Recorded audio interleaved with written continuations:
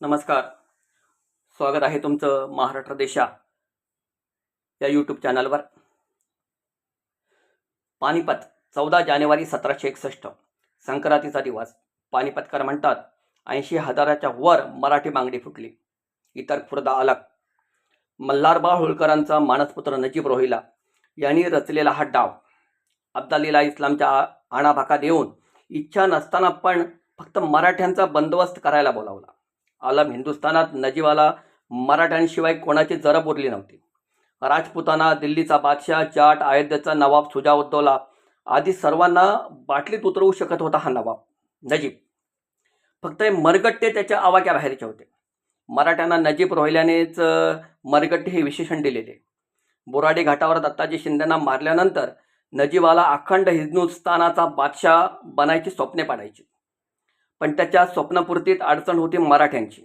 म्हणून तर इस्लाम खतरे में है, इस्लाम खतरे में है हे टुमणे मागे लावून त्याने अहमद शाह अब्दालीला बोलावून घेतला. तसा नजीब बऱ्याचदा मराठ्यांच्या कसाट्यातून सुटला होता. अब्दालीचे हिंदुस्थानवर आक्रमण म्हणजे काय फक्त मराठ्यांवर आक्रमण नव्हते, हिंदुस्थानातील सर्व प्रस्थापितांवर होते. पण थोरल्या बाजीरावांपासून आम्ही हिंदुस्थानभर पसरलो होतो. त्या दिल्लीच्या तख्ताचे रक्षा हे आमचे कर्तव्य होते. मराठ्यांचे अख्खा हिंदुस्थान चौथाई देत होता आम्हा मराठ्यांना. अगदी दिल्लीचे तख्त सुद्धा मराठी मनगटी वचक भल्या भल्यांना धडकी भरवित होते. नागपूरला भोसले, बडोद्याला गायकवाड, ग्वालेरला शिंदे, इंदोरला होळकर आणि बुंदेलखंडात गोविंदपंत बुंदेले असे नामी मराठा सरदार हिंदुस्थानभर सुभेदारकी सरदारकी दिमाखात मिरवित होते. पानिपत युद्धाला तोंड फुटायच्या अगोदर सदाशिवराव भाऊ पेशवे या युद्धाचे नायक त्यांच्यात आणि मल्हारराव होळकरांत मतभेद झाल्याने होळकर युद्ध सुरू होण्याच्या ऐन तोंडावर परत फिरले. अयोध्येचा नवाब सुजाउद्दौला आयत्या वेळी जातीसाठी माती खाण्याही गप्प बसला. सूरजमल जाट 5,000 फौज घेऊन मराठी फौजाला मिळणार होता, तो पण आयत्या वेळी गप्प बसला. म्हणजे ना अब्दाली ना मराठे कोणाकडूनही लढायचे नाही असे त्यांनी ठरवले.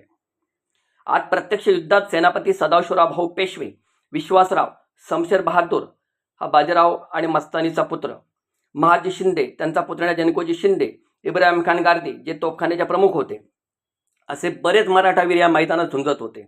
मग आपण का हरलो यासाठी एक वेगळा व्हिडिओ होईल.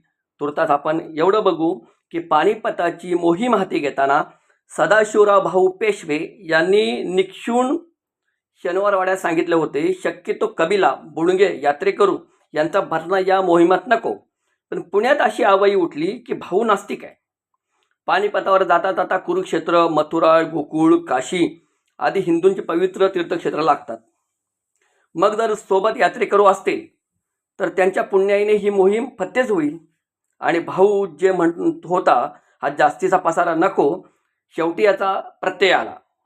जेव्हा अब्दालींनी शिबंदी दाणाकोटा मारला, रसद पोचली नाही, तेव्हा शेवटी माती खावी लागली मराठी फौजेला. कारण खाणारी तोंडे जास्त होती, बिन लढणारी.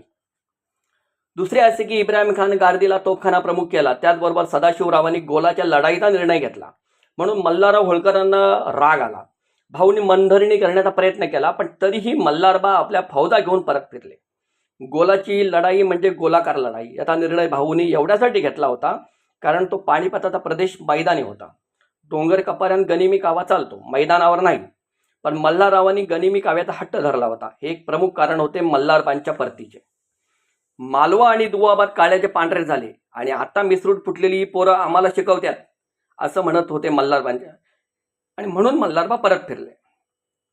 तर मित्रांनो, वेगवेगळ्या व्हिडिओत आपण यावर चर्चा करू. चॅनलला सबस्क्राईब आणि बेल आयकॉन क्लिक करून ठेवा, म्हणजे प्रत्येक व्हिडिओ तुमच्यापर्यंत पोहोचेल. तर पानिपतात मराठ्यांची म्हणजे आपली हार झाली. पण ही हार नंतर अवघ्या 10 वर्षात विजयात रूपांतरित झाली. पानिपतावर जखमी अवस्थेत वाचलेले महाजी शिंदे यांनी याचा बदला घेतला.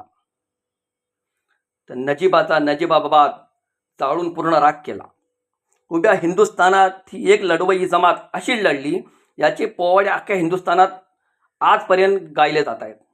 आम्ही आमच्यासाठी नाही तर अख्ख्या हिंदुस्थानासाठी लढलो. आम्ही पानिपतावर जरी हरलो असलो तरी त्यानंतर कोणतेही परकीय आक्रमण हिंदुस्थानवर आले नाही.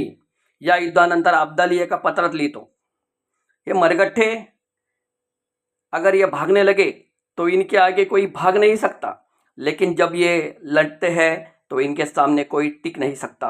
हे अब्दालीनं केलेलं आमच्या शौर्याचं वर्णन होतं. तर मग मित्रांनो, आपण जशी पंढरपूर वारी करतो आपल्या पांडुरंगाची, तशी पानिपताची वारी करून चरणधूळ लावायला नको का आपल्या पूर्वजांची? बघा, विचार करा. जय महाराष्ट्र.